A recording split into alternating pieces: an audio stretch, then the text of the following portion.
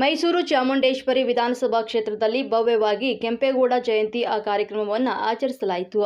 ಈ ಕಾರ್ಯಕ್ರಮದಲ್ಲಿ ಕ್ಷೇತ್ರದ ಶಾಸಕರಾದ ಜಿಟಿ ದೇವೇಗೌಡರು ಮುಖ್ಯ ಅತಿಥಿಗಳಾಗಿ ಭಾಗವಹಿಸಿ ಕೆಂಪೇಗೌಡರ ಜೀವನ, ಸಾಧನೆ ಮತ್ತು ಬೆಂಗಳೂರಿನ ಅಭಿವೃದ್ಧಿಯಲ್ಲಿ ಅವರ ಕೊಡುಗೆಯನ್ನು ಸ್ಮರಿಸಿದರು. ಈ ಸಂದರ್ಭದಲ್ಲಿ ಕೆಆರ್ಪೇಟೆ ತಾಲೂಕಿನ ಕಾಂಗ್ರೆಸ್ ಮುಖಂಡರು ಹಾಗೂ ಮಿತ್ರ ಫೌಂಡೇಶನ್ ಅಧ್ಯಕ್ಷರಾದ ಶ್ರೀ ವಿಜಯ್ ರಾಮೇಗೌಡರು ವಿಶೇಷವಾಗಿ ಹಾಜರಾಗಿ ಗೌರವವನ್ನು ಸಲ್ಲಿಸಿದರು. ಅವರು ಕೆಂಪೇಗೌಡರ ಆದರ್ಶಗಳು ಇಂದಿನ ಸಮಾಜಕ್ಕೂ ಪ್ರೇರಣೆಯಾಗಿದೆ ಅಂತ ಅಭಿಪ್ರಾಯವನ್ನ ಪಟ್ಟರು.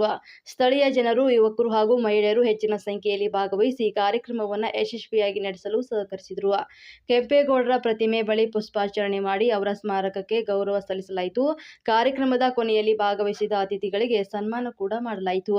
ಸಮಾನತೆ, ಶ್ರಮ ಮತ್ತು ಜನಪರ ಆಡಳಿತದ ಕೆಂಪೇಗೌಡರ ಸಂದೇಶವನ್ನು ಮುಂದಿನ ಪೀಳಿಗೆಗೆ ತಲುಪಿಸುವ ದೃಢ ಸಂಕಲ್ಪದೊಂದಿಗೆ ಜಯಂತಿ ಸಮಾರಂಭವನ್ನು ಯಶಸ್ವಿಯಾಗಿ ಪೂರ್ಣಗೊಳಿಸಿದರು.